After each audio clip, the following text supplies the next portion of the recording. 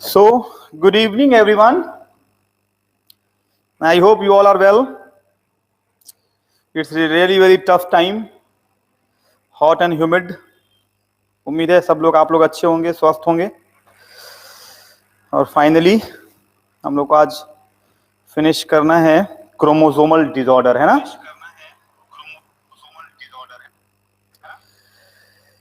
Preeti, good evening and I hope you are fine.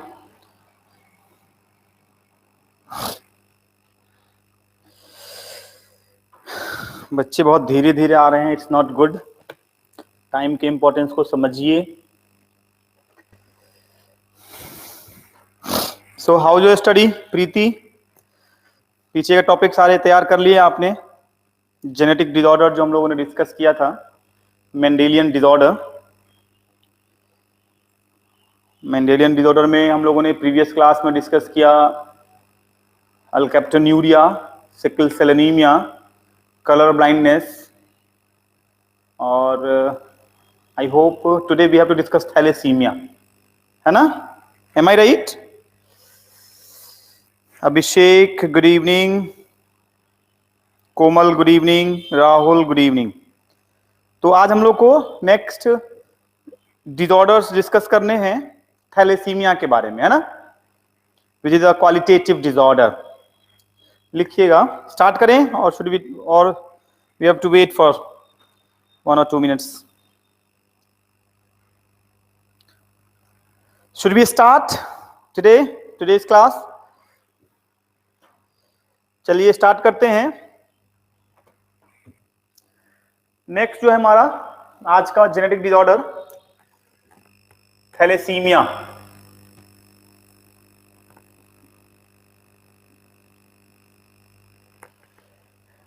This is also one of the kind of Mendelian disorder जिसमें there is a sudden change in genetic composition, genetic makeup of an individual, है ना? जिसमें फिर से वही conditions हैं। In the case of genetic disorder, there are certain genes which gets changed, or there is a deletion of certain particular gene which is on chromosome number 11th. ये ध्यान में रखना है। Simran, you wrote about sickle cell anemia. I hope we have discussed in the previous class, is it? Or we have to discuss again? कुछ छूट गया था इसमें? Simran, what do you want to ask?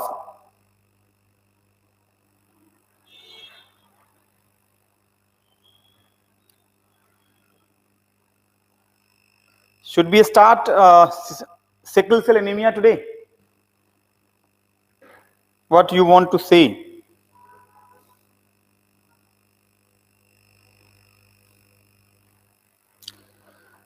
चलिए कोई नहीं, इसको भी डिस्कस कर लेंगे, डोंट वरी। अच्छा चलिए मैं उसी को पहले कर लेता हूं, है ना? सिकल सेल एनीमिया ही ठीक है, कोई दिक्कत नहीं। Sickle cell anaemia,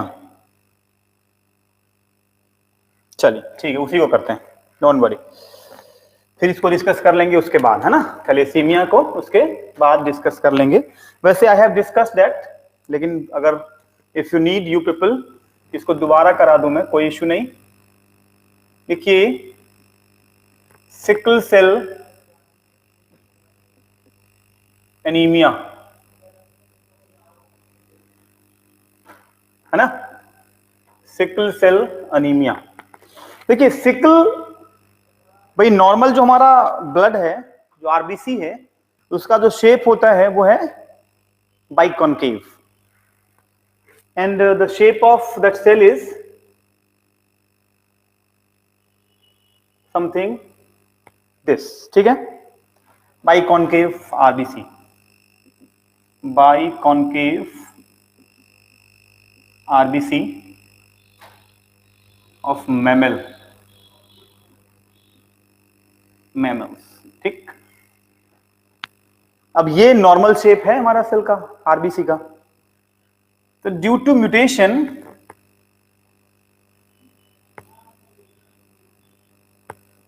due to mutation of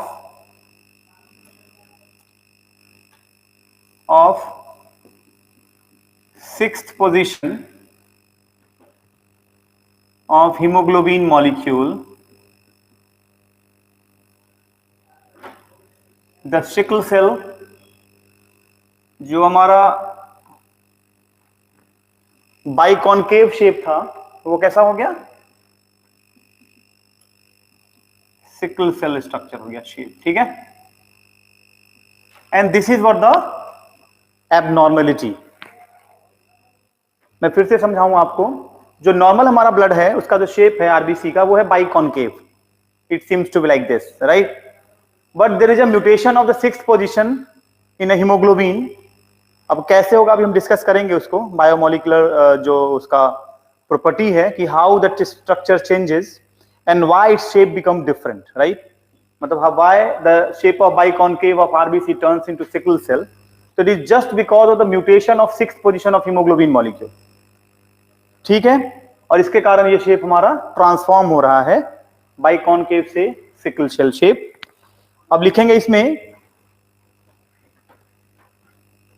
होता क्या है, जो सिक्स्थ पोजीशन पे GUG है ना, ये it is an triplet codon, code for GUG, code for glutamic acid, ठीक है। तो ये जो U है ये छठे पोजीशन पे है, ये फिफ्थ पोजीशन है, ये सिक्स्थ पोजीशन है, ठीक है। तो due to the mutation of जो इसका जो नॉर्मल जो इसका कैरेक्टरिस्टिक्स है ना, कि जो GUG कोड कर रहा है वो ग्लूटामिक एसिड को, लेकिन ड्यू टू म्यूटेशन जो U है, इस म्यूटेशन के कारण GUG की जगह GAG में कन्वर्ट हो जा रहा है। सिमरन समझ में आ रहा है आपको? And rest of you all फिर से सुनिए क्या हुआ। सिक्स पोजीशन पे जो यूरासिल है, जो U है ट्रिपलेट कोडॉन, जिसके कारण GUG कोड करता है ग्लूटामिक एसिड को। Now due to mutation of U जो सिक्स पोजीशन पे है, ये GAG को कोड करेगा and this GAG code for valine. और इस सिर्फ वैलीन होने के कारण जो नॉर्मल में ग्लूटामिक एसिड होना चाहिए था, ये जो आरबीसी का जो शेप है वो बाइकॉनकेव से सिकल सेल शेप्ड हो जाएगा। And this is the major cause of the point mutation. यहां लिख देंगे हम लोग नोट में, ये इंपॉर्टेंट है, नीट में मेडिकल के एग्जाम में कई बार ये सवाल आया है। It is due two point mutation, point mutation, point mutation leads to Mendelian disorder, leads to Mendelian disorder, ठीक है। तो ये सिंपल है, याद रखना है आपको। पॉइंट म्यूटेशन का मतलब हो गया कि there will be the change in specific gene sequence. यहां क्या हुआ, एक सिंपली U में चेंज आया, जो GUG था अब वो हो गया GAG due to the mutation process. जो वो ग्लूटामिक एसिड को कोड कर रहा था, now it codes for valine. और सिर्फ इस स्ट्रक्चर में ग्लूटामिक एसिड की जगह वैलीन के होने के कारण जो शेप था biconcave, it turns into sickle cell. I hope you understand everyone, है ना? Got it? Any doubt?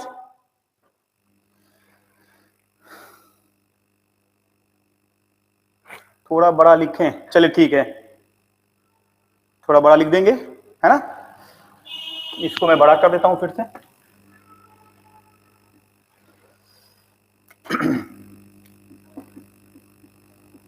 Sickle cell anaemia is an example of point. अब सही दिख रहा है Simran? Is it visible now? Point mutation.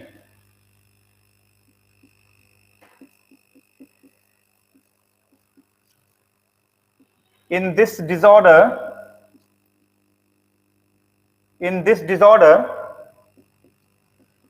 sixth position of hemoglobin changed due to mutation.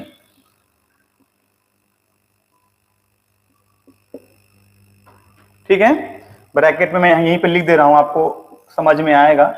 GUG become GAG. ये 5th position है, ये 6th है, ये 7th है. This is as usual 5th 6th 7th. और चेंज किस पे आया?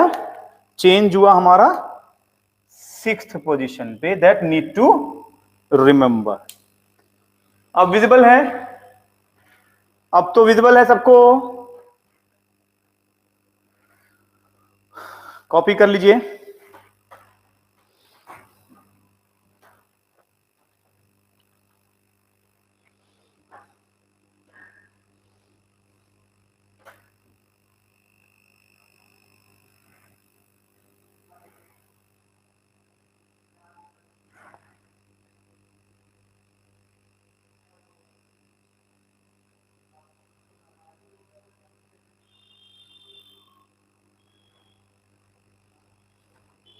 इसके बाद हम लोग डिस्कस करेंगे थैलेसीमिया के बारे में, है ना.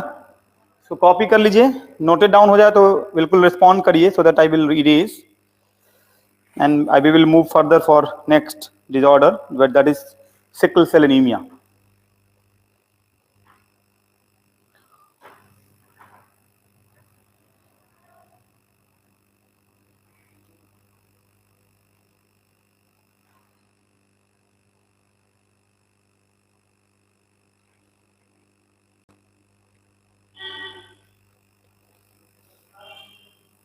कॉपी हो जाए तो रिस्पॉन्ड कर दीजिएगा.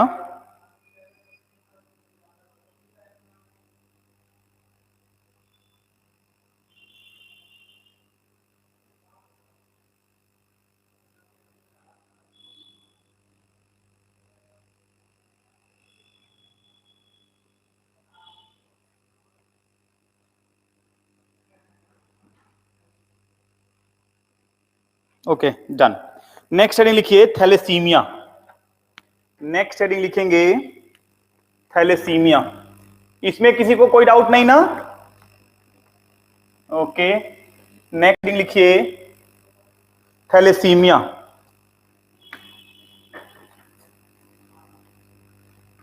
थैलेसीमिया.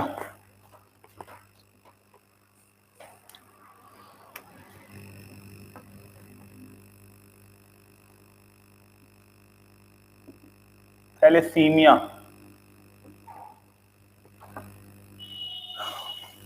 थैलेसीमिया में लिखेंगे it is qualitative disorder, qualitative disorder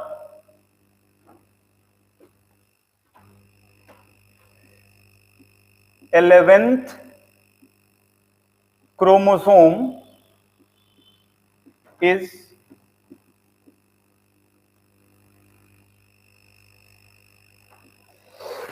excuse me, sorry.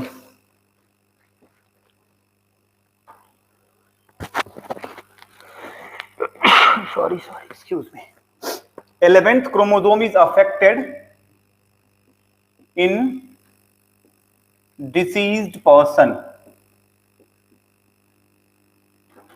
ठीक है, तो थैलेसीमिया क्या है? ये क्वालिटेटिव डिसऑर्डर है. क्वालिटेटिव का मतलब होता है the quality of certain molecule, और ये बीमारी हीमोग्लोबिन में चेंजेस के कारण होता है. उसकी क्वालिटी जो उस मॉलिक्यूल की है, जो हीमोग्लोबिन की है, there is a certain changes in the the structure of haemoglobin that leads to this disorder, right. तो लिखिए, ये कॉपी कर लिया. 11th क्रोमोसोम इज अफेक्टेड, जिसमें 11th क्रोमोसोम में अफेक्टेड होने के कारण हीमोग्लोबिन का जो अल्फा और बीटा चेन है, दे वर अफेक्टेड, और जिसके कारण ये डिसऑर्डर पर्सन में देखने में आया है. तो नेक्स्ट लाइन लिखिए. नेक्स्ट लाइन इज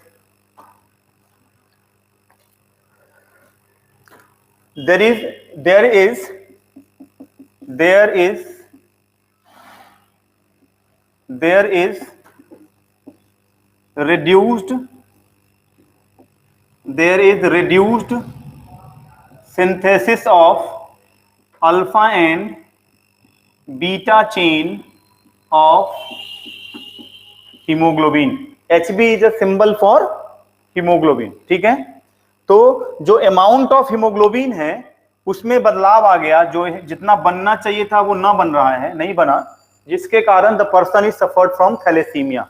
और इसके लेस सिंथेसिस के कारण जो एफिशिएंसी होनी चाहिए थी ऑक्सीजन ट्रांसपोर्ट की, वो लार्जली क्या हो गया, अफेक्टेड हो गया। And this is what the thalassaemia इज। So I hope you understand. It is a qualitative disorder. 11th chromosome is affected, and alpha and beta chain are getting synthesized in a very less amount, and due to that, the efficiency of O2 transport will be affected in diseased person. This is the one of the condition of the thalassaemic person. Copy कर लीजिए इसको।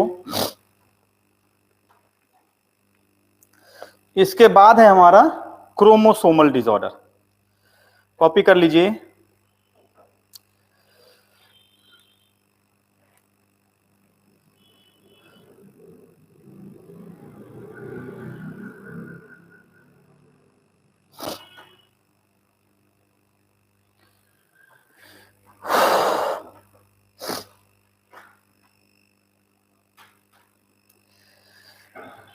Today it's very hot.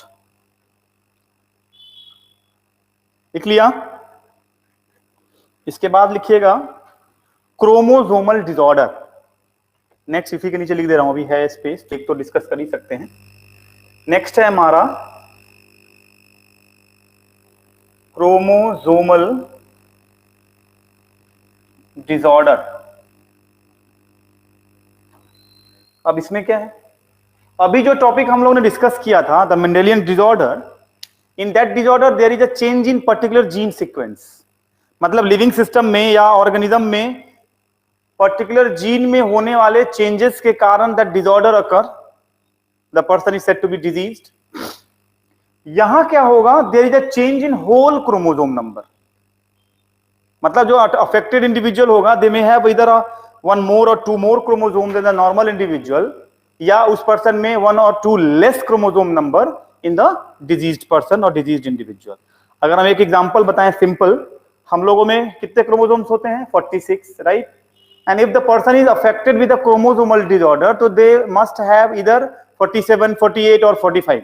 It means जो normal chromosomes की संख्या है उस number से comparatively क्या हो गया, लेस नंबर हो गया, and the person is said to be diseased. Got it?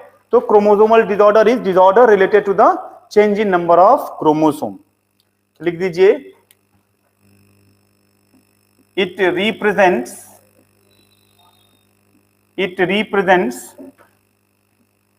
Change in number of chromosome in affected individual। ठीक है, इसमें से पहला हो गया हमारा क्लाइफेल्टर सिंड्रोम।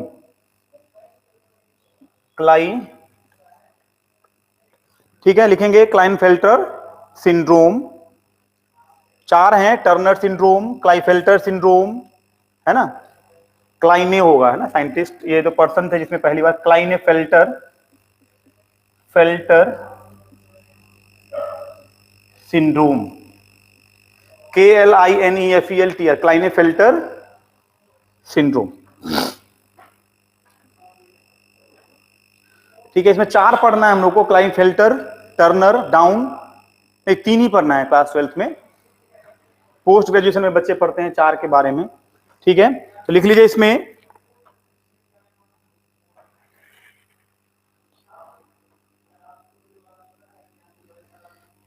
कौन सा डिजीज बेटा रह गया, सिमरन?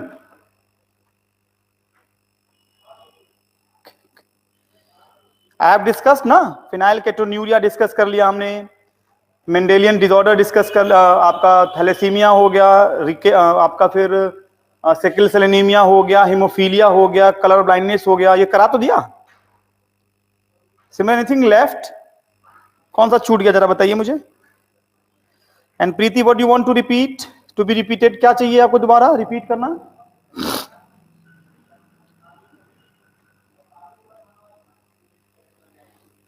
सिमरन I am waiting for your response. Mendelian disorder में क्या छूट गया?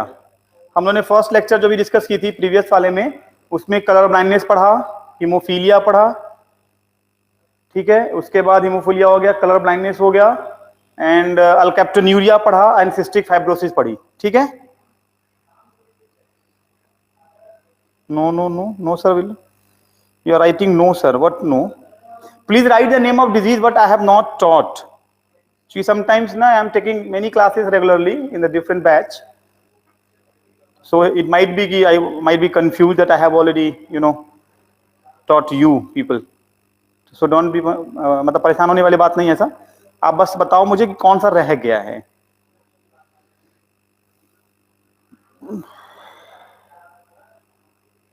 कौन सी डिजीज रह गई बेटा मेंडेलियन में?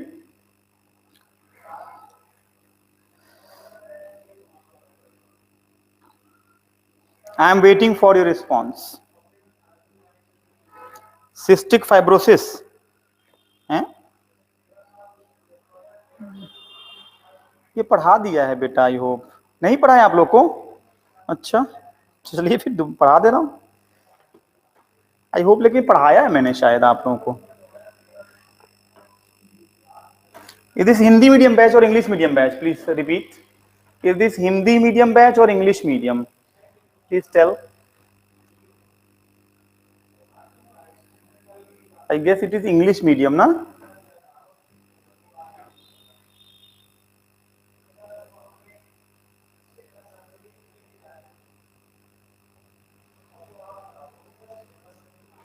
चलिए मैं पढ़ा दे रहा हूँ, डोंट वरी डोंट वरी। हो सकता है क्योंकि कई सारे बैचेस चल रहे होते हैं ना हमारे, तो दिमाग में नहीं रहा होगा, कोई बात नहीं, आई एम डिस्कसिंग। तो इसको क्या करें फिर, इसको फिर हम बाद में भी कर लेंगे, कोई इशू नहीं, ठीक है। तो लिखिए नेक्स्ट, हीमोफीलिया। लिखिए हीमोफीलिया, HAEMOPHILIA, हीमोफीलिया। चलिए अच्छी बात है, reminder is very important and message is also important ना। Haemophilia,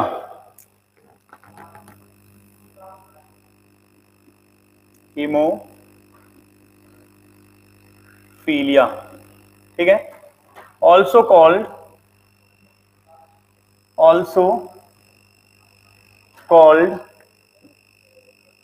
called queen's disease.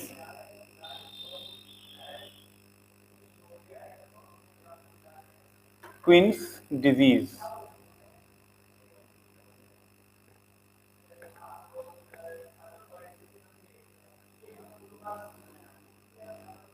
Haemophilia also called queen's disease, ठीक है। इन दिस डिजीज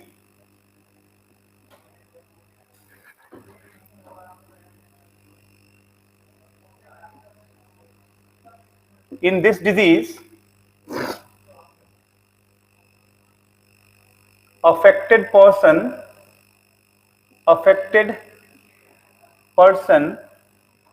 आपको याद आ जाएगा सिमरन, आप ही ने मुझे रिमाइंडर दिया था फैक्टर 9 एंड 10 वाला, अगर याद हो। हीमोफीलिया भी हम लोगों ने डिस्कस किया था शायद, लास्ट लेक्चर में हीमोफीलिया पढ़ाया था, आपने लिख भी दिया है। चलिए तो ठीक, तो इसको मैं इरेज कर दूं फिर। ये समझ में आ गया था ना आप लोग को, हीमोफीलिया? चलिए ठीक है, ठीक है, ठीक है, okay okay okay, colour blindness, ठीक है, okay fine fine, good good good good good, कोई बात नहीं। तो हम लोग को पढ़ना है अब कलर ब्लाइंडनेस, है ना? चलिए ठीक है, लिखिए colour blindness, sorry colour blindness, colour blindness. अब ये क्या है देखिए, इसमें क्या है? तो जो कलर ब्लाइंडनेस है, it is also one of the very good example and it is most prevalent मतलब डिजीज है, जो बहुत ज्यादा एशियन कॉन्टिनेंट में देखने को मिला। इसमें क्या है? The person is unable to discriminate the red and blue colour, red and green colour, sorry, मतलब कलर ब्लाइंडनेस, मतलब specific colour the affected person will not identify. ठीक, they will not able to identify the specific color and the person is said to be color blind because of the particular gene sequence which is affected in that individual. ठीक है, so it is also a type of genetic disorder. लिखिए, it is a type of genetic disorder which is sex linked disorder, which is, ये short में कर दे रहा हूं, it is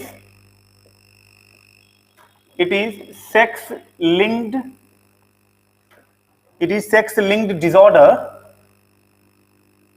अब इसका क्या मतलब है? I hope you no.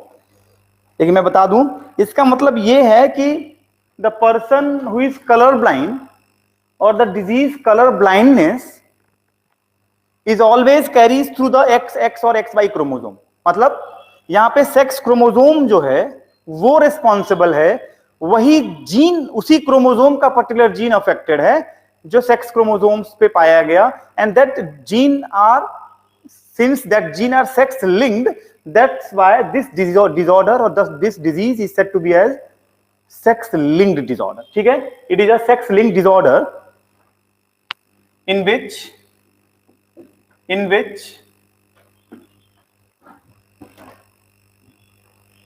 genes are affected on sex chromosome.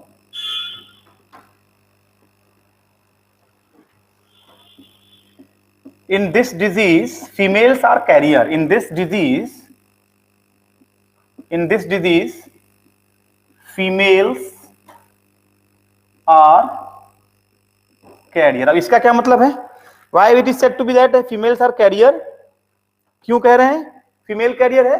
Because if the condition of the female is SCX, so it means the person or the female that bear XCX chromosome, it means that female is carrier, that is not diseased. चूंकि उसके एक X chromosome पे जो gene is affected, that is what the colour blind, तो this case of the affected person is said to be the colour blindness. It means it is very rare that we could able to find the person or the female is affected with the color blindness. ये carrier तो है, ये disease को carry कर रही है, but they are not disease and their case is very rare to be disease. कारण क्या है? उसको डिजीज होने के लिए मैं यहां लिख दे रहा हूं नोट में. It is very important to understand कि why the females are carrier not disease most of the case. ठीक ना, तो नोट में लिख लेंगे being diseased for female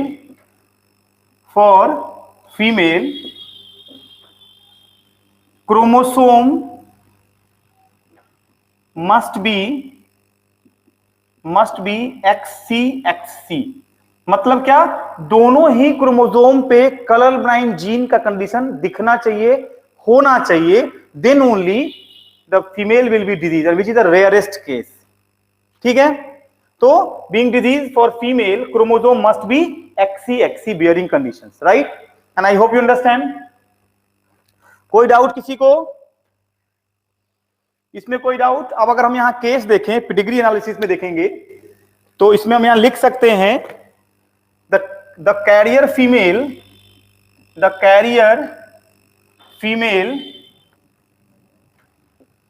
will be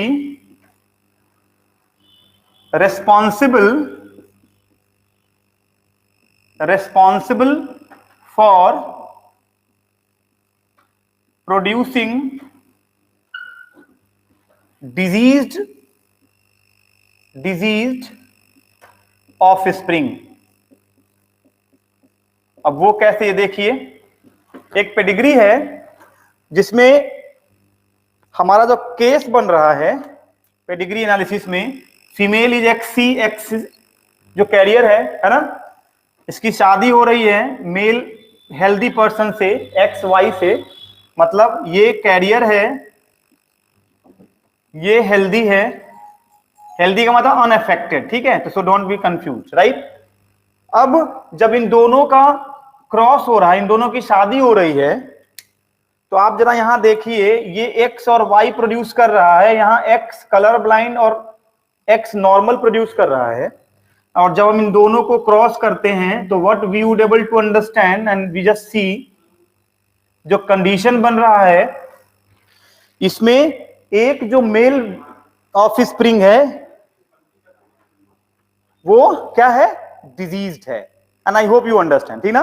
XCY is case of diseased male, XCX एक जो female बच्ची है वो कैरियर है, एक फीमेल और एक मेल जो है हमारा क्या है, नॉर्मल है। तो मैं यहां लिख दूं ताकि आपको कहीं से कोई डाउट न रह जाए।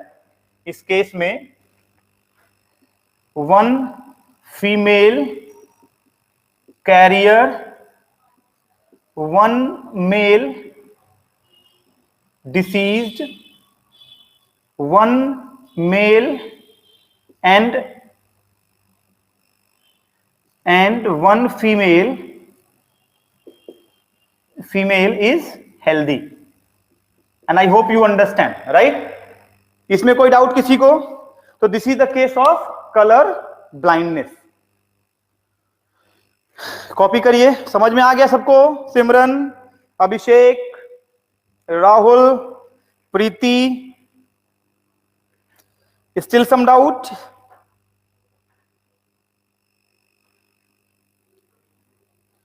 कॉपी करिए।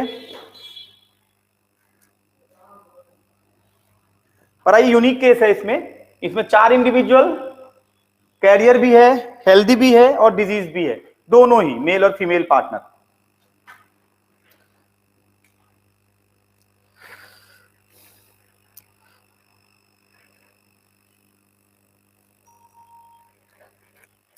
चलिए, राहुल का हो गया अंडरस्टैंड, और rest? Simran, what's about you? Preeti, respond करिए, आपको समझ में आया कि नहीं?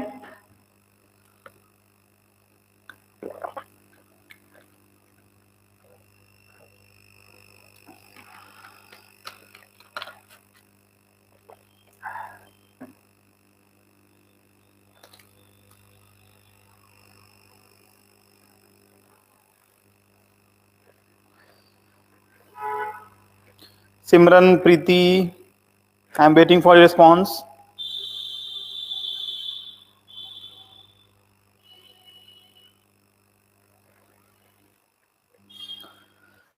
फिर नेक्स्ट हेडिंग लिखेंगे इसके बाद, cystic fibrosis. Simran, I am waiting. Have you all you done? Preeti, Simran, लिख लिया आपने? समझ में आ गया? हो गया हो तो बिल्कुल रिस्पॉन्ड करिए। सिमरन डन, वेरी गुड। चलिए नेक्स्ट लिखिए, सिस्टिक फाइब्रोसिस। नेक्स्ट हेडिंग है हमारा cystic fibrosis.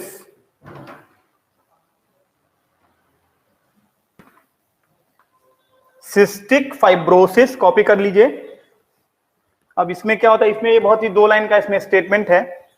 Basically there is a loss of ion movement in the muscles which leads to this disease, in which the ionic movements are actually affected in the diseased person। और उसमें भी chloride ion जो है वो shift कर जाता है, and they were not able to absorb by the muscular fibre जो हमारा सर्कोमियर है, and due to this disease is caused in that individual. I got? समझ में आ गया सबको? फिर से सुनिएगा क्या कहा मैंने। सिस्टिक फाइब्रोसिस जो हमारा सर्कोमियर है, जो हमारा मायोफाइब्रिल है, which is one of the functional unit of muscular fibre, ये इनकी नेचुरल टेंडेंसी होती है, ये क्लोराइड आयन को क्या करता है, ट्रांसमिट करता है। परमिएबिलिटी इंक्रीज करेगा, and so that the Cl- will be move from one muscle fibre to the another muscle fibre, so that the movement of signal will be took place, right. लेकिन जो person diseased है, जिस व्यक्ति को cystic fibrosis है, वैसे व्यक्ति को इस केस में क्या हो रहा है कि they were not able to absorb or transmit the chloride ion and there will not be the shifting of ions, जिसके कारण the person will be highly affected. कोई डाउट इसमें किसी को भी? तो लिख लीजिए, हेडिंग है सिस्टिक फाइब्रोसिस. सिस्टिक फाइब्रोसिस लिखिए. सिस्टिक फाइब्रोसिस में it is failure of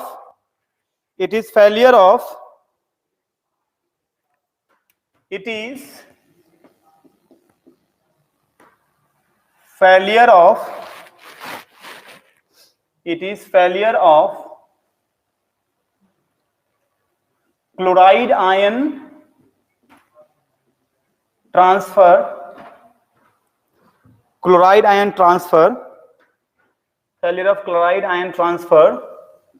mechanism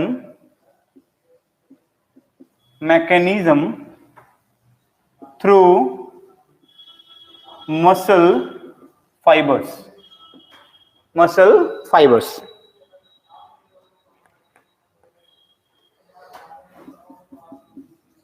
In this disorder,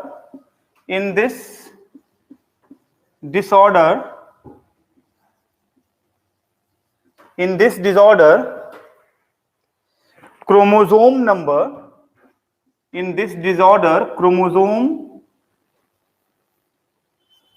number 7th is affected. मतलब एक लाइन और बन गया यहां पे, it is autosomal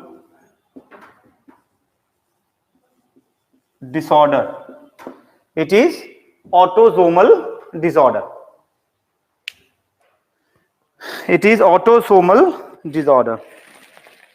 कॉपी कर लीजिए.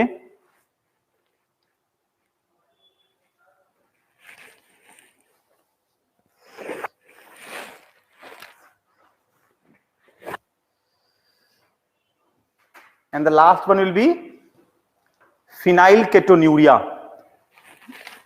या उसी को हम अल्केप्टोन्यूरिया भी आप लिख सकते हैं. ठीक है.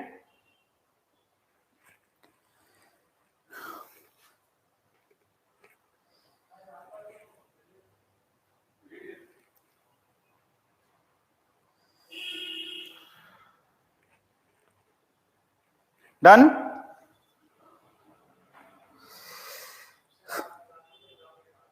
प्रीति, राहुल, सिमरन,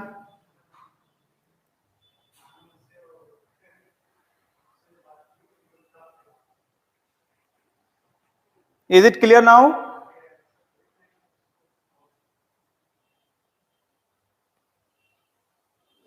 ओके. नेक्स्ट लिखिए फिनाइलकेटोन्यूरिया. नेक्स्ट हेडिंग लिखिए phenylketonuria.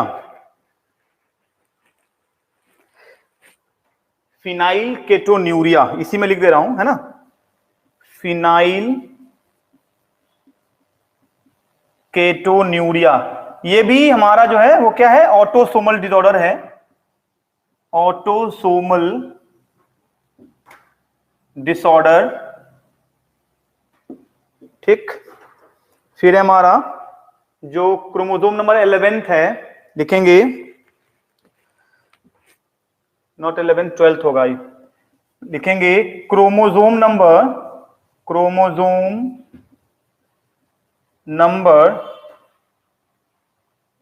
12th is affected.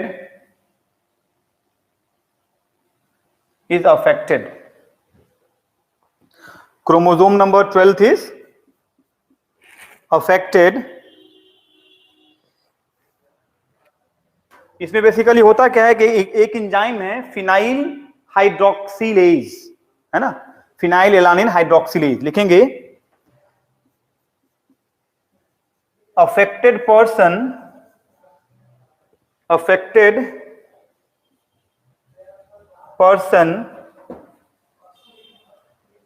unable to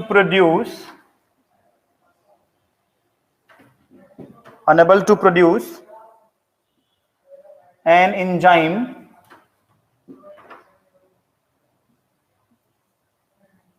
phenylalanine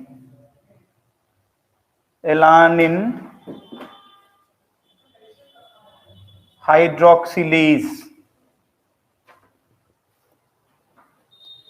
ठीक है, और इस एंजाइम की कमी से क्या हो रहा है, जो फिनाइल एलानिन पायरुविक एसिड में कन्वर्ट होता है वो प्रोसेस लैक हो गया, एंड ग्रेजुअली दैट एक्यूमुलेशन और the increase in phenyl alanine convert them into the ketone body, और वो धीरे धीरे ग्रेजुअली हमारे यूरिन में आ जाता है, हमारे ब्लड में कीटोन के फॉर्म में चला जाता है, and the affected person have a mental retardness due to increase in ketonuria या ketone bodies in their blood, in their urine, in their kidney. क्योंकि वही साइनोवियल फ्लूइड्स में उस अमाउंट जो कीटोन है वो धीरे धीरे धीरे धीरे क्या हो जाता है, बढ़ता चला जाता है। लिखेंगे इसमें, लिखिए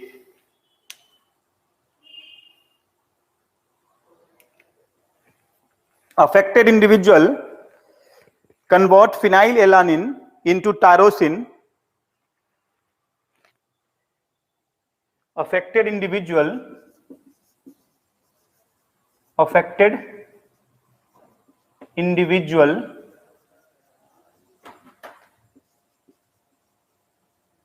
unable to produce affected individual unable to produce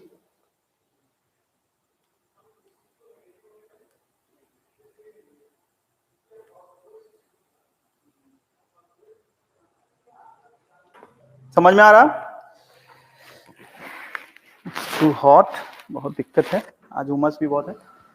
तो लिखिए affected individual unable to produce tyrosine from phenyl alanine.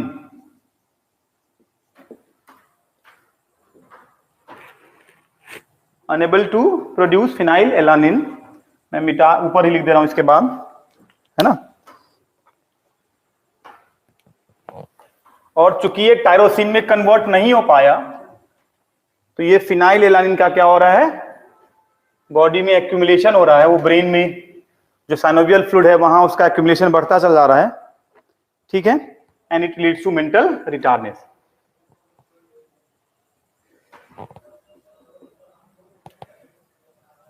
Due to this phenylalanine starts accumulated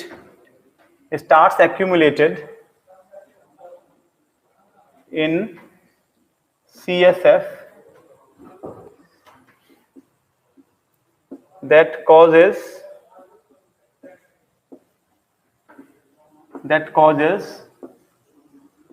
mental retardness।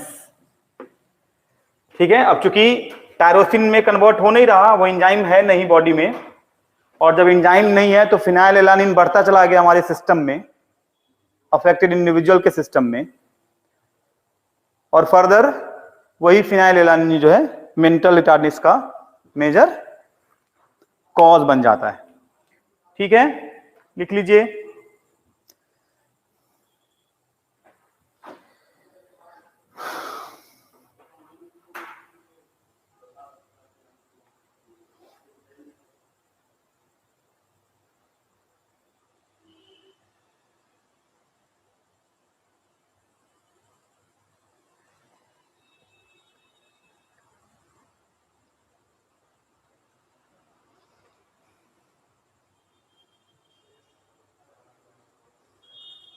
I hope you understand. So this is all about the Mendelian disorder, जिसमें हम लोगों ने haemophilia, sickle cell anaemia, colour blindness, phenyl ketonuria discuss कर लिया। ठीक है,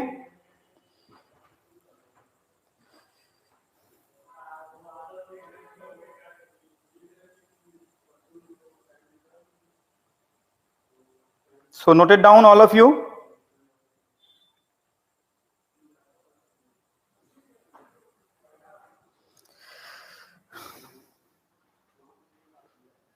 चलिए, तो ये हो गया, सारा हो गया मेंडेलियन डिसऑर्डर में। अब तो कुछ नहीं छूट गया था ना, कॉपी करिए।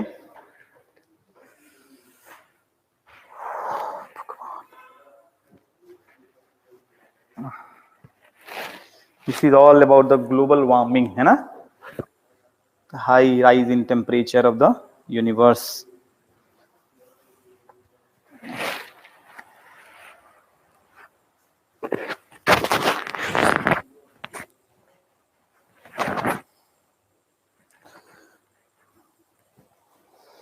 लिख लिया, इरेज कर दें।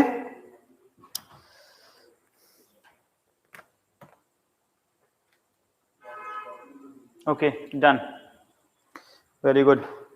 तो इसके बाद है हमारा क्रोमोसोमल डिसऑर्डर। अब उसको एक्सप्लेन करने की तो जरूरत है नहीं, बिकॉज अभी अभी जस्ट डिस्कस किया था हमने।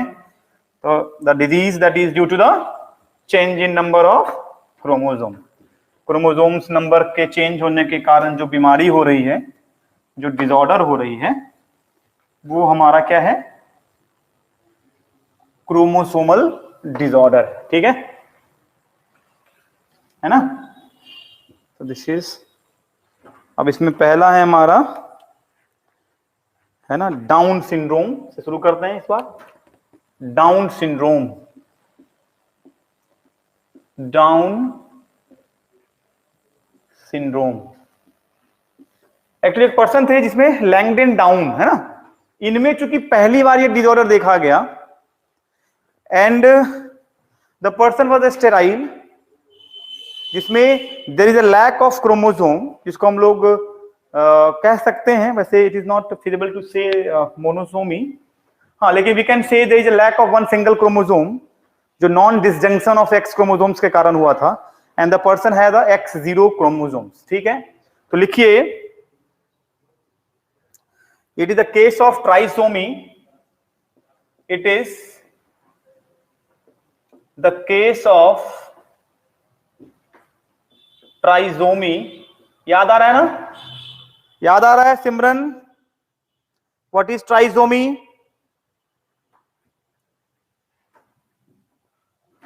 It is the case of trisomy of 21st chromosome. कुछ याद आ रहा है? हम लोगों ने डिस्कस किया है, मोनोसोमी, ट्राइसोमी, नलीसोमी, डबल ट्राइसोमी, है ना।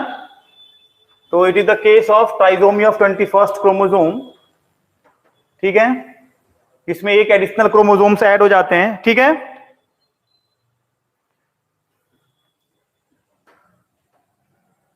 it means affected individual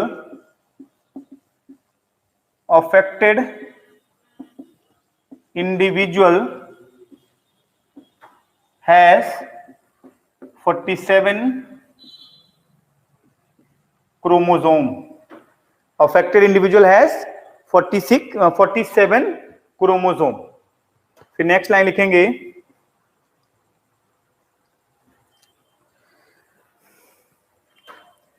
जो सिम्टम है इसमें, मेंटल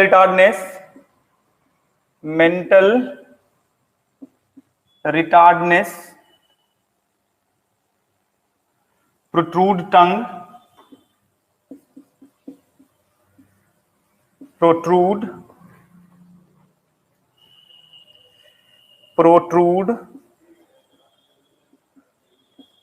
टंग, TOUNGE, टंग, टोंग,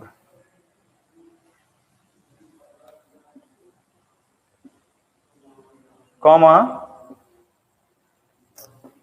पार्शियली ओपन माउथ,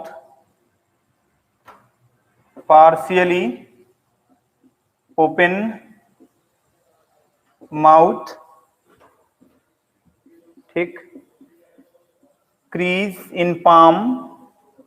ये सभी सिम्टम्स हो गए, है ना। मतलब आप जब ये देखेंगे पर्सन में, फिर ये शॉर्ट नेक भी है इसका एक, है ना, शॉर्ट स्टैचर भी हम जिसको कहते हैं, शॉर्ट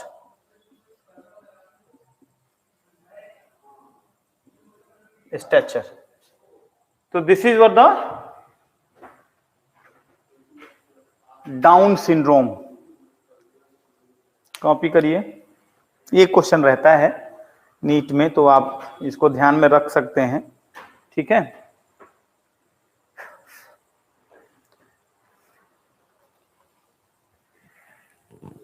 हाँ जी, 2n+1 ट्राइजोमी।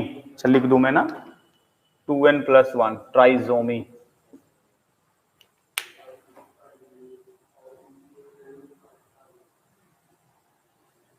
बिल्कुल सही, करेक्ट सिमरन, वेरी गुड।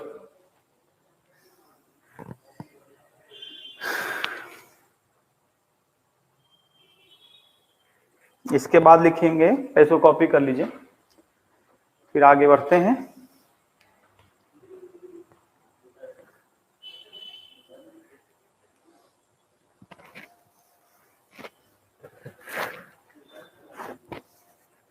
हो गया, डन, लिख लिया।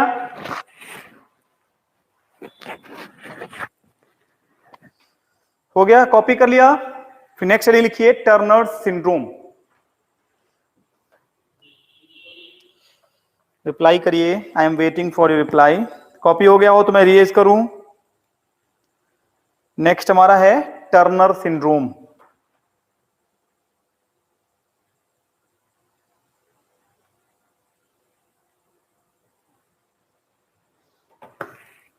ठीक है, कॉपी करिए, आई am waiting. These all are said to be chromosomal disorder. The person is affected with the normal number of chromosome. He or she does not have exact copy of 2n number of chromosomes. Instead, they may have, in the case of Down, it is one additional chromosome. That's why it's become XXY भी हम लिखते हैं। ठीक है, मतलब XXY लिखा है तो you have to understand it is a Down syndrome। ठीक है, इरेज कर दूं। ओके, डन डनाडन। फिर लिखिए टर्नर सिंड्रोम।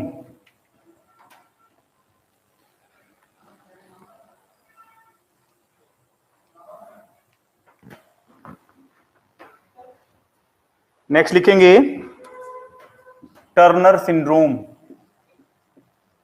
टर्नर्स सिंड्रोम लिखेंगे। It is a case of monosomy. It is the case of monosomy that is 2n-1, मतलब there is a deletion of one chromosome, that is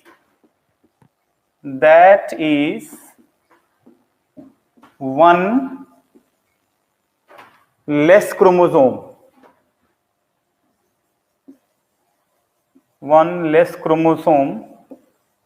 in affected person, that is X0। एक chromosome क्या है, missing है, कम है, and this is the case of Turner syndrome. और जैसे ही एक क्रोमोसोम कम हुआ, मतलब the person will be sterile, rudimentary ovaries होंगी उसमें, and that person will be sterile. Sterile का मतलब हो गया they will not able to produce egg. ठीक है, and that is the case of Turner syndrome. ठीक है, person shows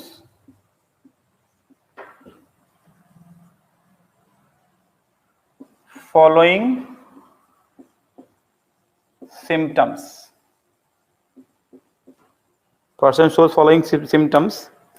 पहला, स्टेराइल ओवरी, कॉपी कर लिए, स्टेराइल ओवरी। उसके बाद रूडिमेंट्री फंक्शन ऑफ गोनैड्स, मतलब जो गोनैड है वो प्रॉपरली फंक्शन नहीं करेगा। ठीक है, उसके बाद third one lack secondary sexual character.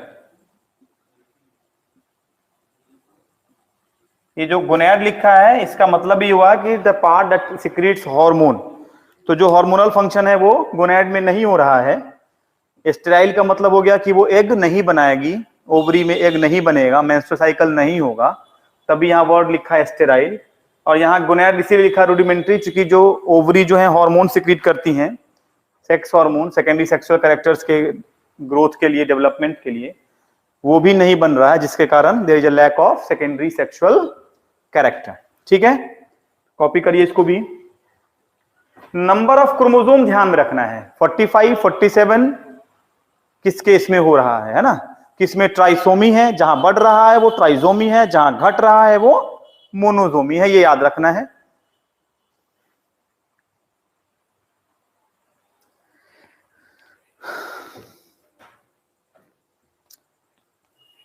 समझ में आ रहा है सबको?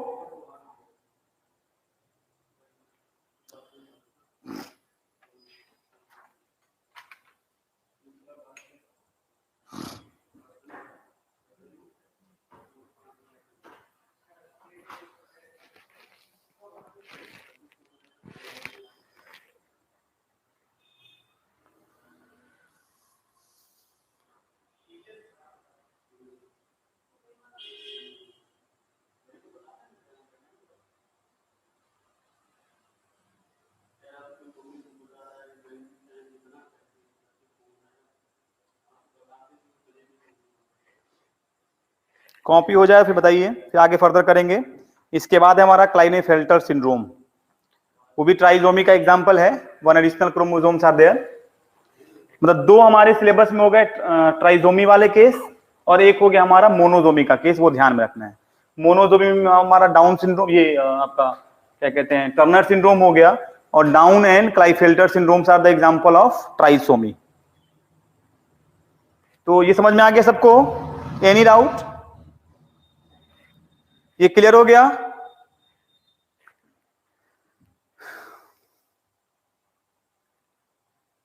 Okay fine.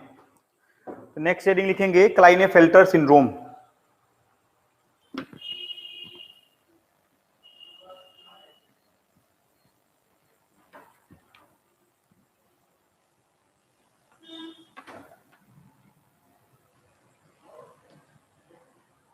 लिखेंगे क्लाइनेफेल्टर सिंड्रोम।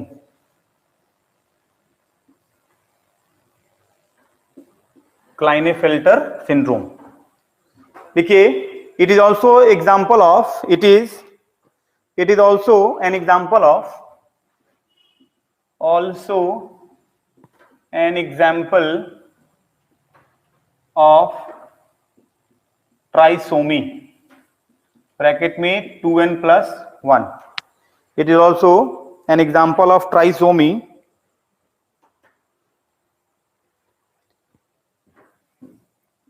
that is, फिर से वही बात हो गई, affected individual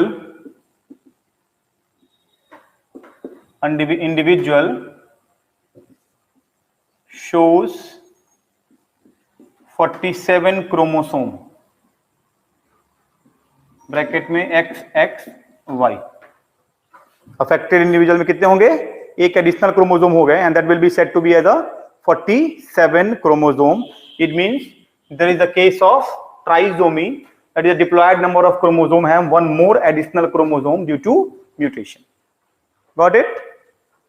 so copied it, copy करिए।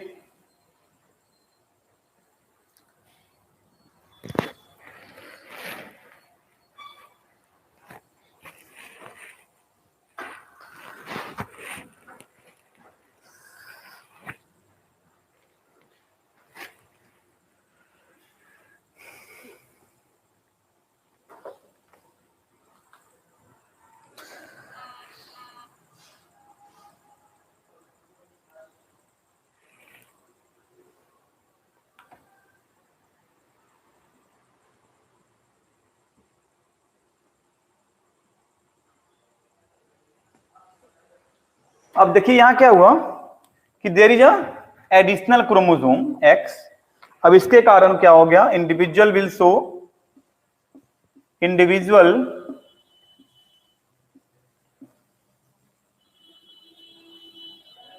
will show masculine property, masculine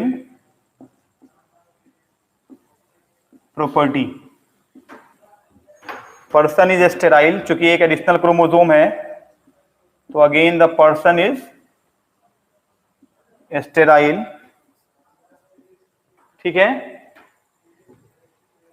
लिखिए इसमें बस इतना ही होता है, इसमें ज्यादा कुछ है नहीं।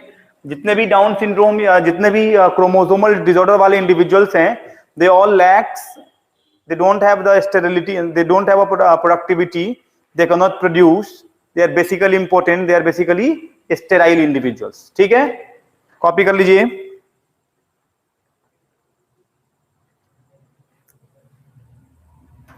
फिर है हमारा male has enlarged breast and this case is called gynaecomastia. Gynaeco मतलब मेल के केस में जब ब्रेस्ट का डेवलपमेंट हो जाता है तो the male has enlarge breast, which is the most common जो हम लोग ट्रांसजेंडर्स देखते हैं, है ना। तो जो ट्रांसजेंडर्स हम लोग देख रहे हैं, they are basically one of the person which suffer from the chromosomal disorder. Got it, मतलब उनमें क्रोमोसोमल डिसऑर्डर है, that's why they are transgender. कोई मेल है तो दे हैव अ ओवरी, कोई फीमेल है तो they have a moustache and beard and they have a you know the sound, sterile हो गए वो। ठीक है, तो this is were the characteristic feature. ठीक है, कॉपी कर लीजिए। तो this is what all about the chromosomal disorder and I hope you people understand. कोई डाउट इसमें किसी को भी? कॉपी कर लीजिए। ये एक क्वेश्चन रहता है बोर्ड एग्जाम में, ये मान के चलिए 5 बीमारियां पढ़नी हमको। ठीक है, 3 हमारा इधर हो गया और 2 उधर मोस्ट कॉमन, 2 में से हमारा हो गया सिकल सेल एनीमिया और हीमोफीलिया, जो सबसे ज्यादा आया है अभी तक। ठीक ना, पढ़ना वैसे सब है लेकिन बोर्ड एग्जाम्स के पर्पज से ये 5 चीजें, ये 3 ये हो गया, 2 उधर हो गया, ये आपको याद रखना है। तो ये आप बोर्ड के लिए प्रिपेयर आपको करना ही करना है। ओके, गॉट इट, कॉपी कर लीजिए। I am waiting for your response.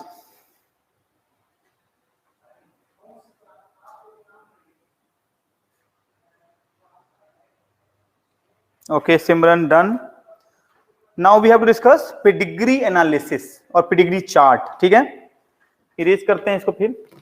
Pedigree analysis, इसमें किसी को कोई डाउट तो नहीं हुआ? एक बार फिर से देख लीजिए, क्रोमोसोमल डिसऑर्डर और मेंडेलियन डिसऑर्डर में अगर किसी भी तरह की कोई भी कंफ्यूजन महसूस हो रही हो तो आप अभी पूछ लीजिए। ठीक है,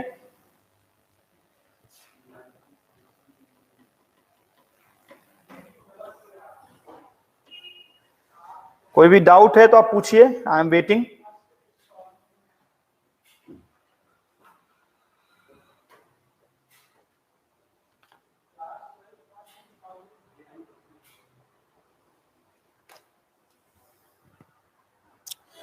कोई डाउट किसी को?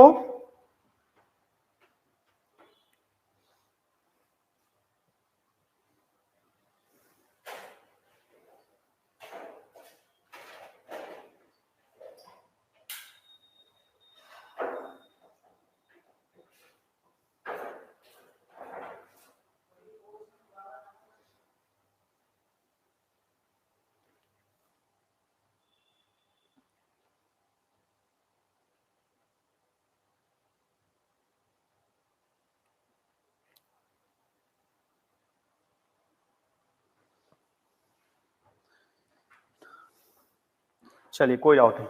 नेक्स्ट लिखिए pedigree analysis. Pedigree,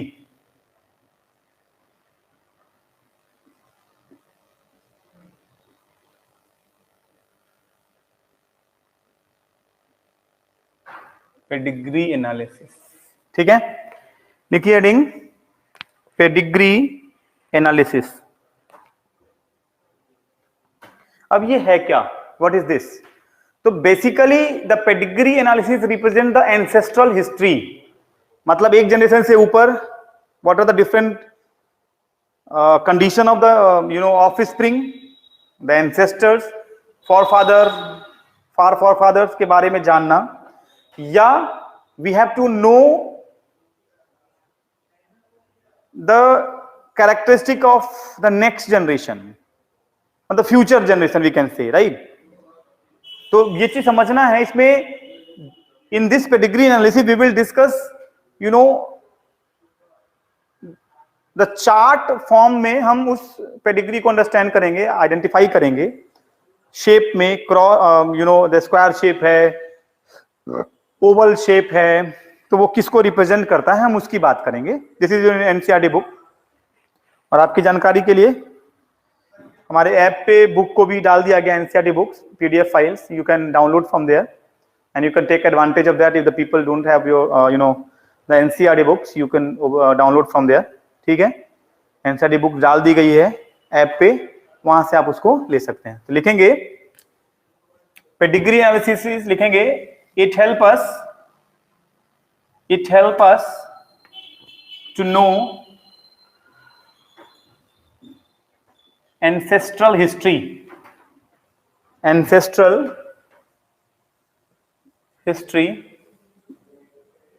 as well as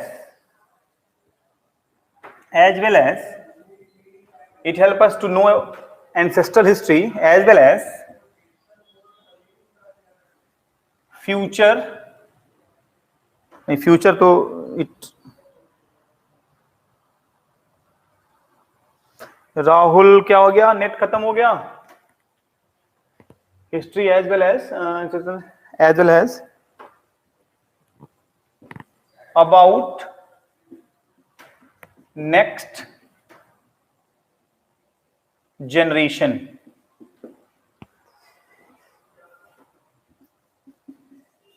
in this male, female and affected individuals are in this male, female and affected individuals are represented by diagram। नहीं, डायग्राम की जगह सिंबल लिख दीजिए, है ना, बाय फॉलोइंग सिंबल्स। ये आपके प्रैक्टिकल में बहुत काम आने वाला है, ठीक है। सिंबल्स, ठीक, कॉपी कर लिया सब लोगों ने। अगर स्क्वायर बना है तो ये मेल को रिप्रेजेंट कर रहा है, सर्कल बना है तो ये फीमेल को रिप्रेजेंट कर रहा है। ये आपकी बुक में भी है, you can copy from there as well. और अगर इस तरह की लाइन है तो ये मेटिंग को रिप्रेजेंट करता है, ठीक है, मतलब मैरिज लाइन भी कह सकते हैं आप इसको, ठीक है। और अगर यही डार्क हो गया, है ना, डार्क हो गया मतलब यहां मैंने लाइन बना दिया है to just make it clear, ये डार्क हो जाएगा तो इसका मतलब द पर्सन इज अफेक्टेड, ठीक है। तो यहां पे लिखेंगे अफेक्टेड इंडिविजुअल, ठीक है, लिख लिया।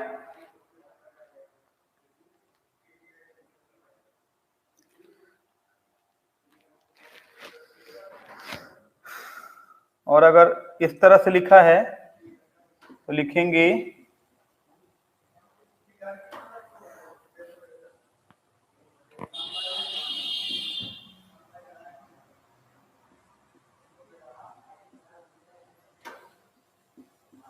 कैरियर फॉर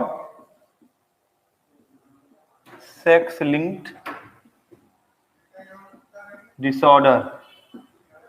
ठीक है, मतलब अगर सर्कल बना है और डॉट बना है या क्रॉस बना है तो इसका मतलब वो carrier for sex linked disorder है। ठीक है, उसके बाद अगर हाफ डार्क है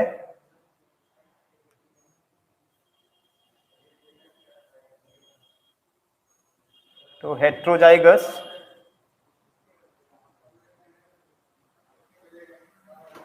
हेट्रोजाइगस फॉर ऑटोसोमल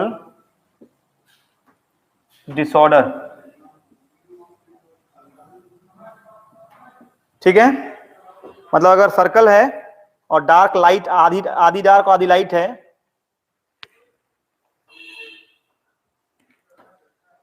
समझ में आ रहा? और अगर यही अगर हम mating between the two line अगर हम दिखाते हैं तो this is the case of consanguineous mating. ठीक है, लिखिए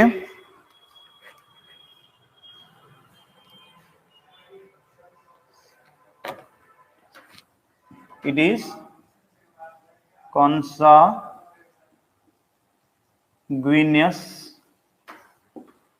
मैरिज। इसका मतलब हो गया marriage between the relatives, Muslims में होता है ये। ठीक है, दो लाइन का मतलब।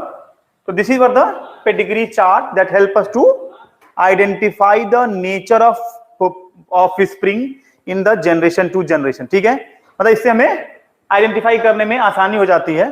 और ये फ्लो चार्ट हम, ये सिंबल्स हम यूज कर लेते हैं to know the sex link disorders, whether it is autosomal और सेक्स लिंक्ड। ठीक है, अफेक्टेड इंडिविजुअल है, हम इसको भी समझ पाते हैं and it is helpful to identify. And I hope you copied it everyone.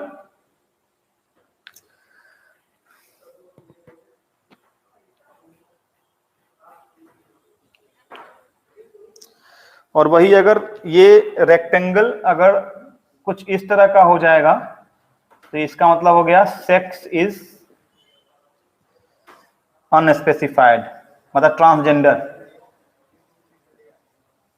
ठीक है,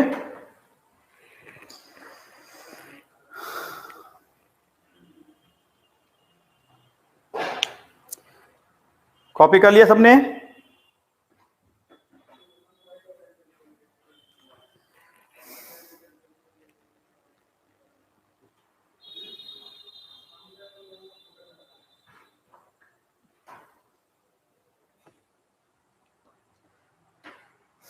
कॉपी करिए।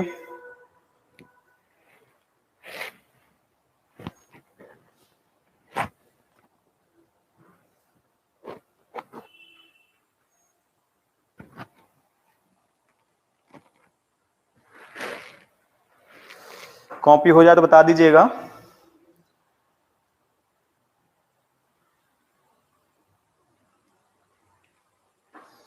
Have you all done? Preeti, Simran, कोई डाउट है इसमें किसी को?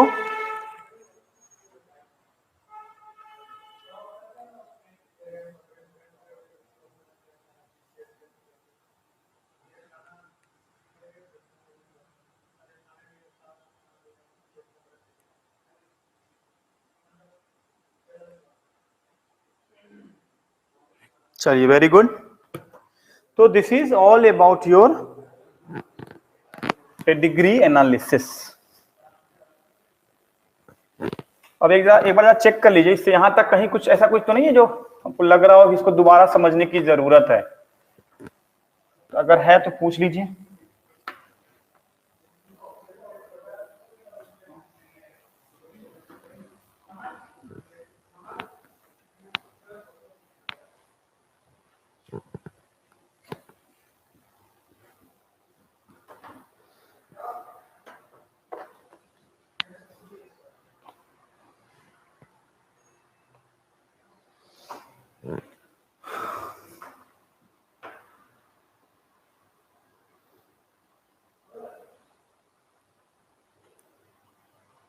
चलिए, कोई डाउट किसी को नहीं ना?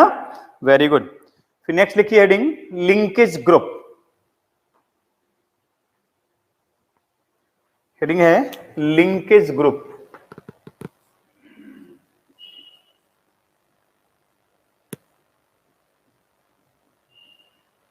लिंकेज ग्रुप, अब ये है क्या?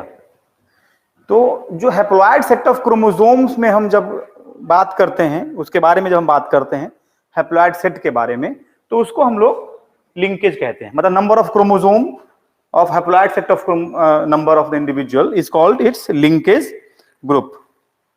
देखिए, पेडिग्री का मतलब है to know about the generation, to offspring, है ना। Pedigree represent the about the chart formation that help us to identify the nature of progeny.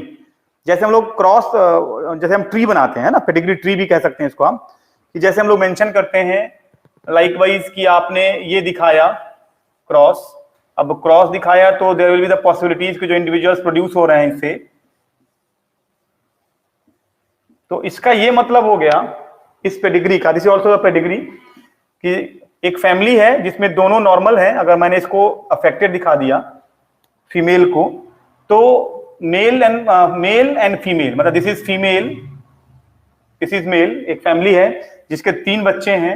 अब इन 3 बच्चों में जो फीमेल है वो डिजीज है और मेल है जो हेल्दी है, एंड वन जो फीमेल है वो क्या है, हेल्दी है।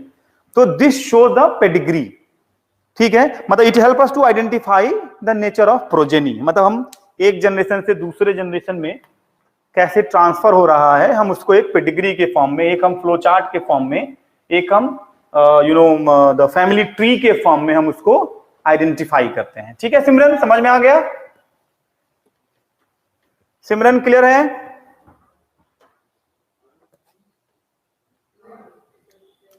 अब इसको लिखेंगे number of chromosome in haploid condition, लिखेंगे लिंकेज ग्रुप में number of chromosome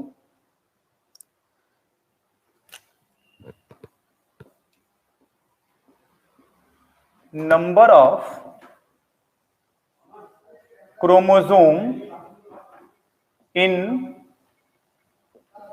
haploid, number of chromosome in haploid set of an individual। मतलब हैप्लॉइड सेट में जितने भी क्रोमोसोम्स होंगे वो उसका लिंकेज ग्रुप कहलाएगा। ठीक है, क्लियर है? अब इसको एग्जांपल में अगर ऐसे समझिए, ह्यूमन हैज 23 लिंकेज ग्रुप। क्यों 23 हो गया? क्योंकि इनका जो हैप्लॉइड सेट है, मतलब टोटल 46, अब उसका जो हैप्लॉइड सेट हो गया वो क्या हो गया, हाफ हो गया। तो that is a half set of chromosome, that is 23, and it is for the linkage group. उसी तरह अगर हम यहां पे पी में लिखें तो पी में लिंकेज ग्रुप कितना हो गया, 7। क्यों? क्योंकि इसके 14 क्रोमोसोम्स होते हैं। ठीक है, वही अगर हम ड्रोसोफिला की बात करें तो ड्रोसोफिला में कितने हैं, जी में 10 हो गया, जी में 10 लिंकेज ग्रुप। ठीक, काफी है इतना समझने के लिए एग्जांपल में। कोई डाउट है इसमें किसी को? Any doubt? कॉपी करिए। और जो ड्रोसोफिला है ये भी तो लिख ही लीजिए, ड्रोसोफिला में 4 लिंकेज ग्रुप। मतलब टोटल क्रोमोसोम कितना हो गया ड्रोसोफिला में, 8, है ना। Total chromosome in Drosophila will be 8। कोई डाउट?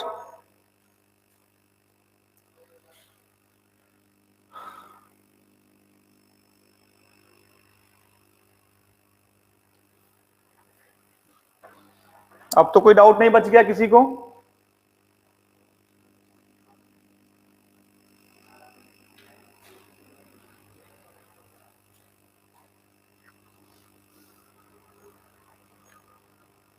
कॉपी कर लीजिए और कोई डाउट लगे तो बताइए।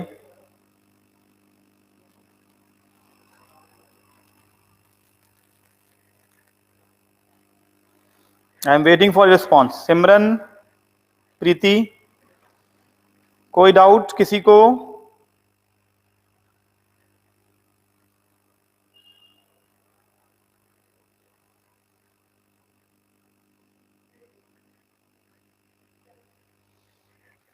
कॉपी कर लिया?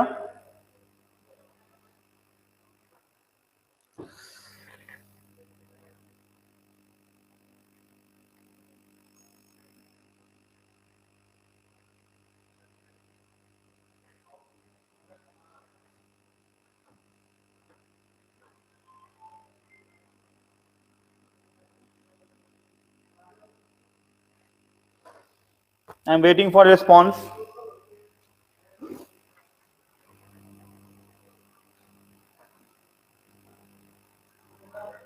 इरेज कर दें सिमरन, प्रीति?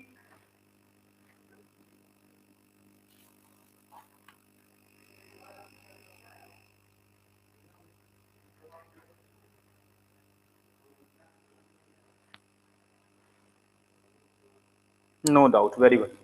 नेक्स्ट हेडिंग लिखिए प्लियोट्रॉपी। नेक्स्ट हेडिंग लिखिए प्लियोट्रॉपी जीन, और प्लियोट्रॉपी भी कहते हैं तो। नेक्स्ट लिखिए heading pleiotropy, PLEIO, PLEIO, pleiotropy, pleiotropy. ठीक है, प्लियोट्रॉपी। एक्चुअली प्लियोट्रॉपी का मतलब है कि the gene that reflects more then one phenotypic behaviour. और एक सर्टेन जीन है और जिस जीन के कई सारे फिनोटिपिक इफेक्ट हैं, तो इसका मतलब हो गया वो क्या है? प्लियोट्रॉपी शो कर रहा है। ठीक है, a gene that shows multiple phenotypic effects are basically pleiotropic gene, and that property of the gene is called pleiotropy. ठीक है, कोई कंफ्यूजन? तो लिखिए इसमें प्लियोट्रॉपी में ability of gene that shows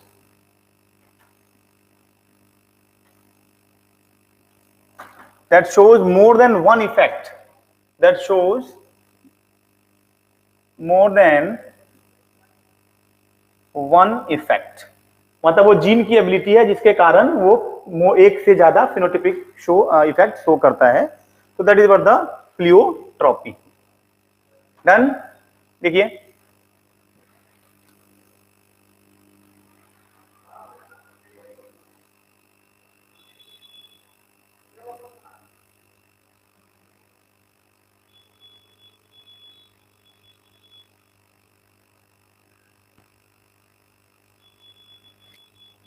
अब एग्जाम्पल की अगर बात करिए तो गार्डन पी साइज जो स्टार्च के ग्रेन के कारण बदलता है, नहीं, गार्डन पी का जो साइज है इट ऑल्सो शोज प्लियोट्रॉपी,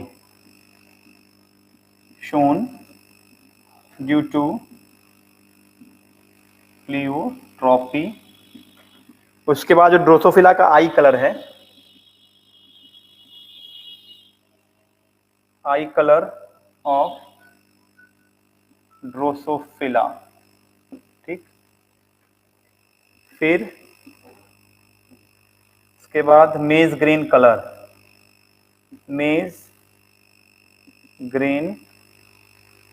अगर आपको देखने का ये सौभाग्य प्राप्त हुआ हो कि जो मक्के का जो दाना होता है, आपने मोस्टली दो तरह के कलर देखे हों, व्हाइट देखे होंगे और येलो देखे होंगे, लेकिन जो मेज ग्रेन है उसके कलर रेड भी होते हैं, पर्पल भी होते हैं, ब्लू भी होते हैं, और आई गेस ग्रीन भी देखने को मिला है। तो this is what the gene तो वही है, लेकिन they show the multiple phenotypic effect. ठीक, it means they must shows, या their gene must shows pleiotropy, and this is the what the example of pleiotropy. Copy करिए इसको। Clear हो गया?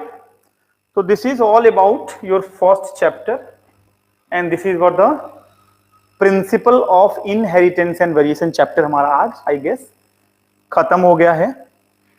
एक बार इसको फिर से एक बार चेक जरूर कर लीजिएगा कि कहीं कुछ छूटा तो नहीं है। एक बार देख लीजिएगा बिल्कुल धैर्य से, और अगर कहीं कुछ छूट रहा होगा, बच रहा होगा, तो हम इसको फर्दर अगली क्लास में बिल्कुल आते ही आप मुझसे पूछ लीजिएगा, तो उसको हम खत्म करेंगे। इसको कॉपी कर लीजिए, फिर क्लास को हम लोग एंड करते हैं।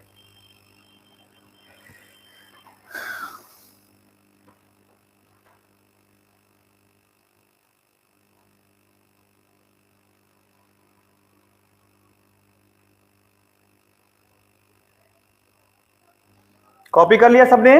All of you have done? Simran, Preeti, copy कर लिया बेटा? Copied? I am waiting for your response.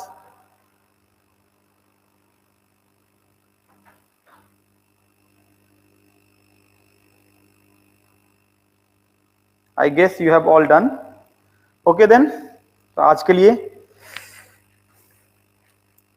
Okay fine. So good evening.